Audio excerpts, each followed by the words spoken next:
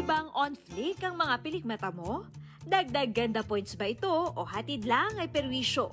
Kung hindi naman achieve ang gustong beauty, mag-ingat dahil baka usapang eyelash extensions gone wrong yan.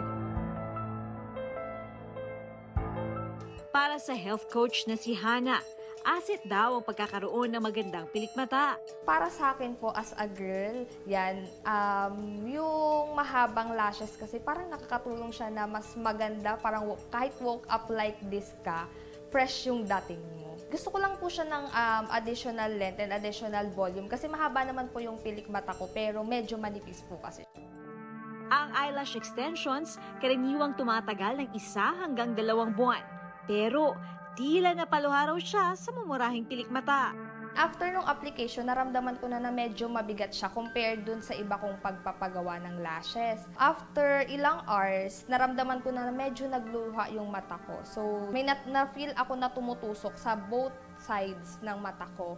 Then, sinabi ko na yun sa lash artist. Then, sabi niya, may nailagay, dumikit lang daw yung glue dun sa may medyo lower lashes ko.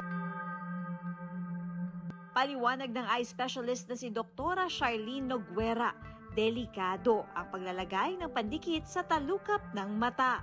Yung mga pilik mata natin or eyelashes is to protect yung eyes natin from debris, dust, instinct natin na pumikit. Pwedeng dumikit sa cornea, magkaroon ng gasgas yung cornea o yung corneal abrasion na napakasakit para sa pasyente na magkaroon. So, delikado siya. Para maayos ang pilik mata ni Hana, sinamahan natin siya sa lash artist na si Joanna Jill. Nag-start na daw po na yung eyelids ko is medyo namamagana. And sabi niya po dahil daw po yun sa overglue and nadikit sa balat.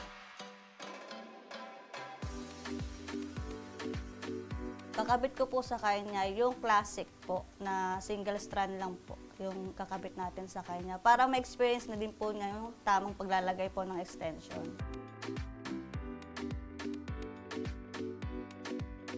Dapat alam mo na sa mismong pilik mata ay dinidikit ang extensions para maiwasan ang pamamaga, kuliti at pagkasira ng natural lashes.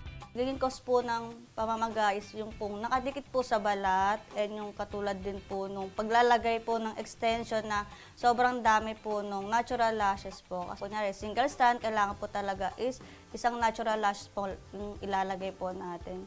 Umaabot ng 1 hanggang 4 na oras ang paglalagay ng eyelash extensions depende sa kapal at uri ng lashes na ikakabit.